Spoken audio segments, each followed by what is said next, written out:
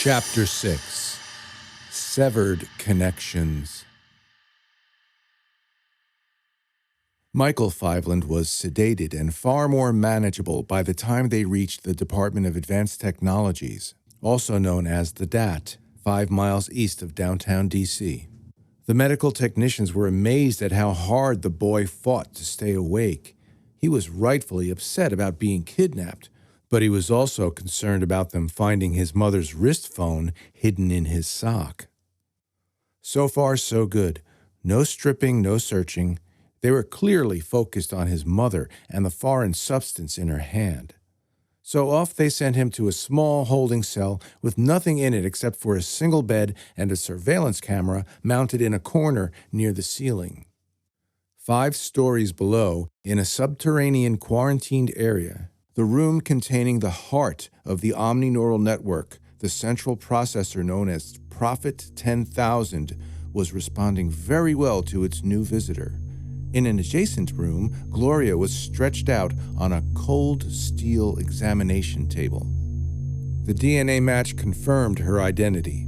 All eyes were studying the glowing mass in the palm of her left hand. The team was debating on how to remove it, but there was a problem. Ever since she had arrived, the massive neural processor was repairing itself with lightning speed and efficiency. At the current rate, the Prophet would be completely functional in 3 or 4 days. The man responsible for developing this massive computer processor, Dr. Stephen Lowry, was leaning over, peering at Gloria's face. He examined each line and wrinkle, seeing something others could not. Decades of knowledge sculpted by the extraordinary gift of morocel. In that moment, he once again let his envy get the best of him. He knew the information that Gloria had just received in only a few seconds should normally take a lifetime to acquire. Swiping at a glass beaker next to the examination table, he cut a deep gash in between his middle and ring fingers. A nurse in the room quickly stopped the bleeding and tended to the wound.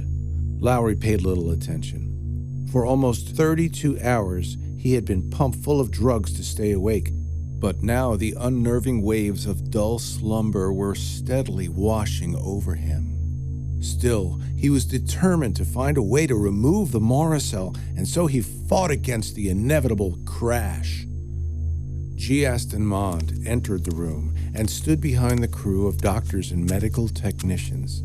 Finally, he cleared his throat. They all reeled around to acknowledge him. Stephen knew it was time for another discreet conversation. The staff promptly filtered out. As soon as the door was closed, Lowry offered an update. The acceleration of her age, Stephen began, shaking his head in astonishment. This is pure morocel, Father. I'm guessing for her it must have felt like she was in the half-realm for about 3 years. In that amount of time, who knows who she traveled with, who she might have seen, or what she knows. Will she regain consciousness? Difficult to say. Her body's returned to all normal metabolic rates. Her neural activity, vital signs, somewhat typical for a 100-year-old woman, but only time will tell if she'll wake up. The boy? He's another story. Completely unwilling to talk or cooperate in any way. I haven't spent too much time on him because he's so freaking hostile. Leave him be. I will deal with the boy. Tell me about her connection to the processor. Well, all we know is this. We can control the rate of repair to the network by the distance between them. At this point, I think we've achieved an optimal distance. Any closer would be risking contamination, and any further distance, the rate of repair starts to drop exponentially. A glass wall panel was the only barrier between Gloria and the room containing the Prophet 10,000. It was a huge brain, sealed in a tightly controlled aseptic environment, completely free of any external organisms. This free morocel, it's amazing. It has a mind of its own. Lowry continued, gazing in wonder at the foreign matter in Gloria's hand. We are witnessing the instantaneous development of strange algorithms, equations, and mathematical programs the likes of which we've never seen before. The programming team is reviewing the data right now, but they said it might take years before we understand it all. Good news for us is, at this rate, any damage to the system should be completely eradicated within a few days. And how do we know she is not infecting it with another virus? We don't. But at this point, there's nothing we can do. They've become completely integrated. When we try to move her away, subroutines revert back to breaking down. More programs, they just shut down. Ripple effects are instantly felt throughout the entire network worldwide. Father, have you ever seen pure morocel like this? Monde ignored that question as he stared at the subject stretched out before him. He reached out and pressed down firmly on the glowing mass. Lowry gasped, but nothing happened. It just continued to glow. Monde's poker face surrendered nothing, but Lowry knew what was coursing through his brain. It was the same envy and angst poisoning his own mind. How could it be so close and yet so unobtainable? How could this person, such an unexpected and unlikely subject, become a worthy recipient of this strange and wondrous gift? It was Monde who taught Lowry the ancient technique of developing Nilka flesh that dated back millions of years ago. A proprietary alloy of gold was infused with human tissue and then bonded to free morocel. This was the key to the collective survival, and so throughout history they waited and longed for this tree of life.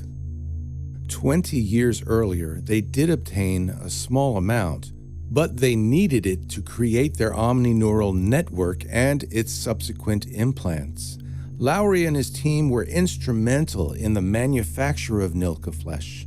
This amalgam of harvested brain cells, gold, and morocel developed into the giant Nilka flesh processor known as Prophet 10,000. It connected and controlled all bioelectronic implant recipients.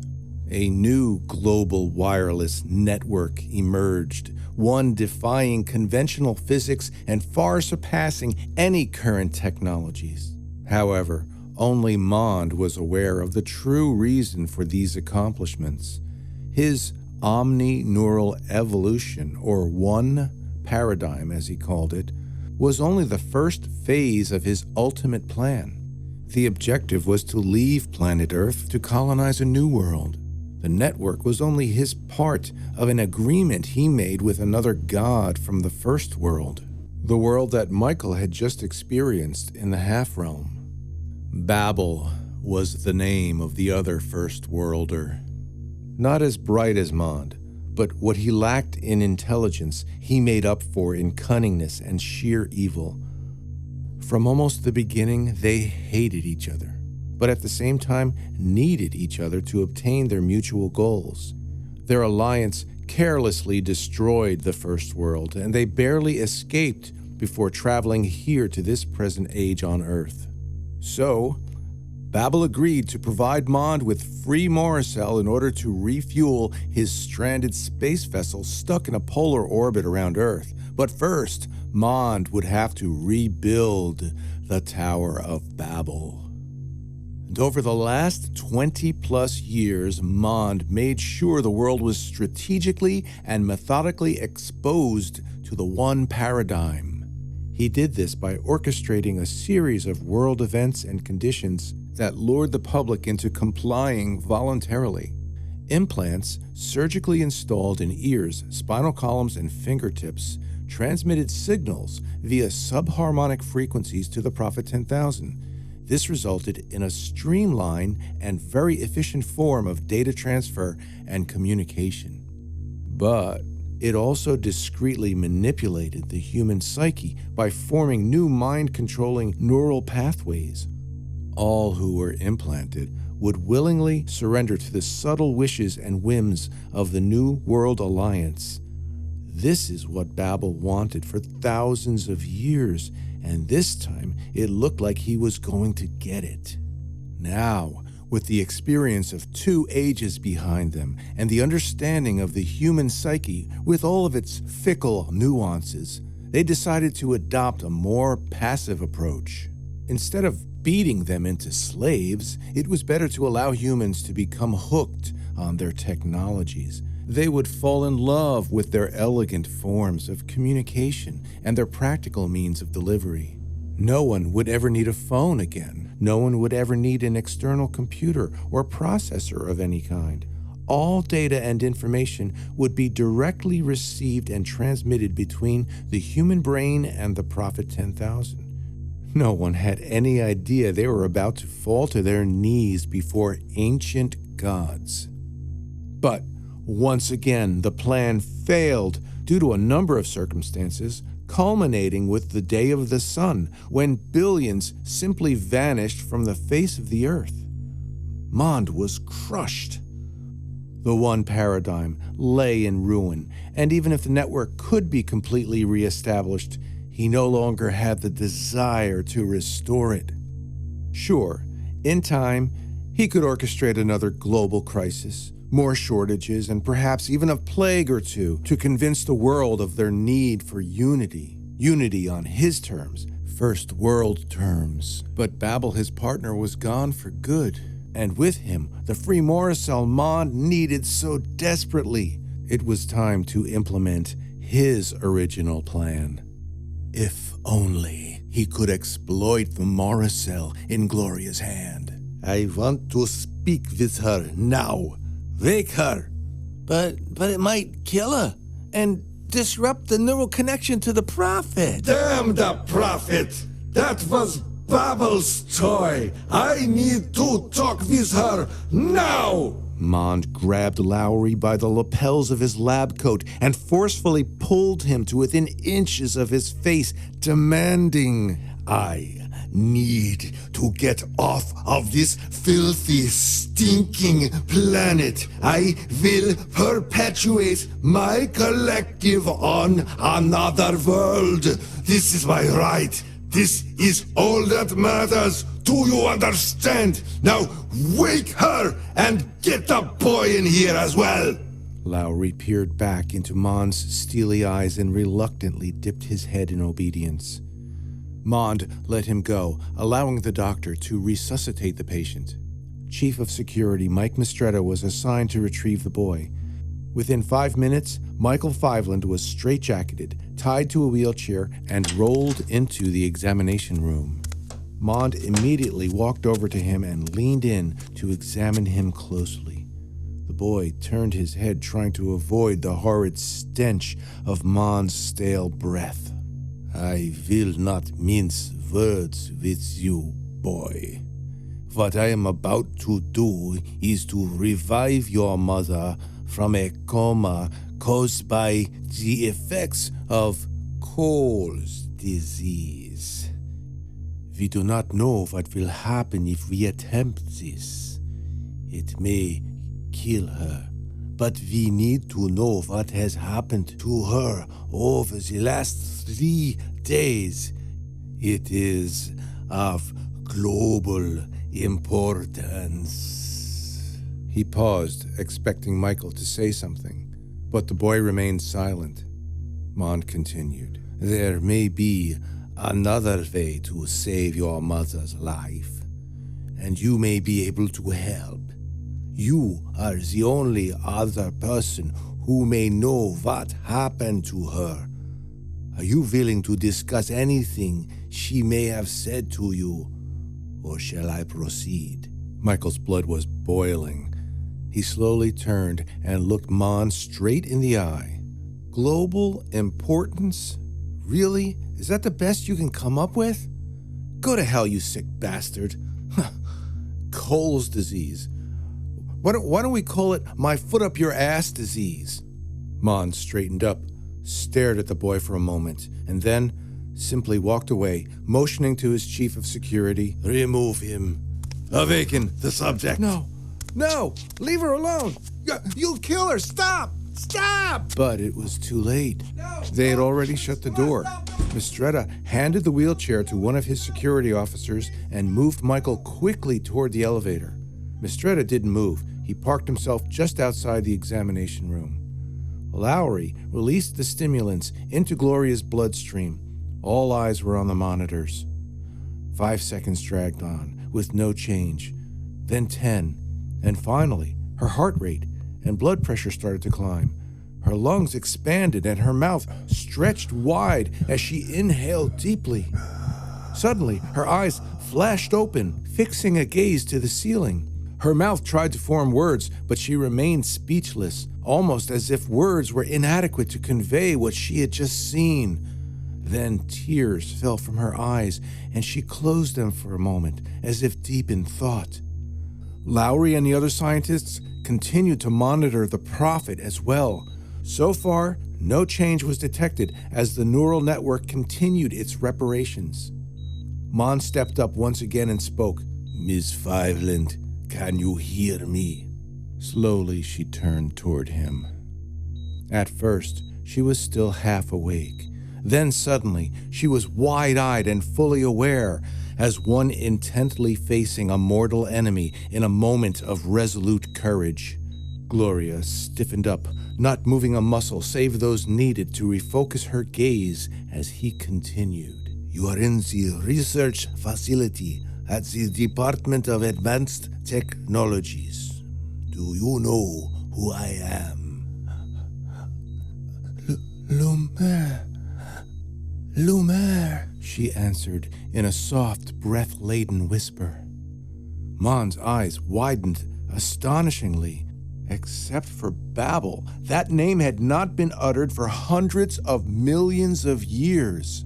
The only way someone could have known that name was if they were there. You have been to Teleria, he gasped. Who have you seen? Who have you Suddenly, a thunderous bang was heard and felt. A barrage of sirens tore through the room without warning as the normal lighting turned code red, signifying all power systems had just been diverted to auxiliary. Mistretta rushed back into the room and ran to Monde's side. Sir Monde, we're being invaded. The outer perimeter is compromised. Assailants have gained access to our main floor, and now they're attempting to break through our inner defenses. They'll be down here in a matter of minutes. We need to evacuate you immediately. He took hold of Monde forcefully from behind. Please, sir, we need to get you to the escape pods now. Wait! Lowry, sever the connections and bring the subject and get the boy. I want the boy as well. Meet us at the escape pods, ordered Monde as Mistretta whisked him away to the evacuation site. One of Mistretta's guards quickly grabbed the subject, now cut free of her tethers to the neural network, unlocked the wheels to her gurney, and proceeded to cart her right behind Monde and Mistretta as they made their way to the far end of the long hallway. Together they shared the emergency elevator ride down to the evacuation platform. There, 4 escape pods were ready for deployment. No one knew about this room and its 4 stratospheric flying vessels. They were so classified, only Monde, Lowry, and Mistretta had access to this room. So secretive was this room, even the crew involved in the design and construction of it were never heard from after it was completed. Each single occupancy pod utilized the same magnetic levitation technology that had recently been adopted by the airline industry. However, these were especially capable of breaking through the atmosphere to assume orbital flight patterns around the Earth. Monde was placed in the first one and motioned for his subject to be secured into the pod directly to his right. Mistretta gently placed her into the pod. He pressed the controls by her side to employ restraining arms and belts. She was automatically secured to her seat, but as he went to close the hatch door, Gloria called to him, "Remember, remember." For a brief moment, he stared back at her. Then, quickly regaining his sense of duty, he sealed the door shut and ran behind a glass wall 10 meters away that housed the control panel. Then, Monde gave the order. Launch the pods. As soon as the doctor arrives with the boy, launch them as well and await my further instructions. Magnetic mooring plates instantly released the spherically shaped pods. They bobbed slightly up and down, levitating in a zero-gravity field, awaiting the final launch sequence. An orange and bluish glow started to surround the vessels as the hum of the anti-gravity field generators increased. Mistretta felt the heat of the energy fields. A light on the control panel turned green. He pressed the launch button, liberating the pods from Earth's gravity. They immediately rose toward inverted funnel-shaped holes in the ceiling. The pods entered shafts that ran diagonally for a few seconds and then into a horizontal connecting tube where they sped along for 200 meters under the DAT building's main utility and plumbing stations. Then they slowed down to enter the building's main HVAC system. Up through the massive vents in the center of the building they rose, ever increasing in speed until they came to the roof where a huge panel of automatically controlled louvers blew away. The liberated pods speared directly into the night sky. Monde's escape was perfectly executed with very little notice by the invasion forces still focused beneath the building. By the time NORAD detected them, the pods were already approaching the stratosphere. Meanwhile, the assault beneath the west wing of the DAT building was also proceeding quickly in that early morning raid. Lowry was just arriving at the evacuation platform with Michael Fiveland. He was bound tightly to a wheelchair. Mistretta was waiting at the control panel, but something was not right. Lowry noticed a bewildered look on his face. What's wrong with you? Come on, help me get him into the pod. Come on, you stupid ass, hurry up! Screamed Lowry, aware the assailants were descending quickly. They were now only 2 floors above, but Mistretta could not answer. He just stood there with a disconcerted look on his face. Lowry reached forward, grabbing him by the arm and pulled him toward the wheelchair. Finally, together they untied Michael's bonds and tried to get the resisting boy into the egg-shaped projectile. The assailants blew the locks on the heavily armored doors to the evacuation area. Lowry, Mistretta, and the boy were thrown off their feet. They landed just in front of the opened escape pod doors. Lowry quickly regained his senses and stood up. He shook his head and jumped into one of the pods, just as a stun dart hit him on the lower left calf. He writhed in pain and convulsed uncontrollably as 50,000 volts of electricity jolted through his leg and up through his torso. With all the strength he could muster, Lowry reached down and pulled the dart out. He then tried to close the hatch door to his pod, but it wouldn't budge. It would only close if an occupant were seated correctly, but his leg was still paralyzed by the electric shock. 2 more darts rained in, one catching him in the right forearm, the other in his left shoulder. He collapsed immediately, toppling back down onto the deck of the escape platform. He shook violently for an eternal 5 seconds before someone cut the voltage. He was handcuffed and carried away. Mistretta and the boy simply stood there. A highly trained special tactics team of 11 soldiers inched forward with weapons raised. The squadron leader cried out, Drop to your knees, hands behind your heads. They complied and were handcuffed. Black hoods were placed over their heads, and they were rushed back up through the lower levels to the main floor, through the main lobby, and out the front doors. They felt the sweltering heat of the summer night as they stepped outside. A herd of media and police vehicles were arriving. They were pushed into an unmarked van and carried away before anyone could recognize them. The ride took only several minutes. Mistretta and the boy were removed from the van and quickly guided by foot into another building where a new team of special agents, some dressed in hazmat gear and some in black business suits, quickly walked them to an elevator. They descended for what felt like only 1 or 2 floors. Michael was moved to the left and taken into a large conference room, while Mistretta was directed to the right down another hallway into a small interrogation room. Then their hoods and ties were finally removed. Tune in next time for Chapter 7 of When Stars Fill Half the Sky, when we find out where Michael was taken and who it was who dared to stand up to Aston Monde.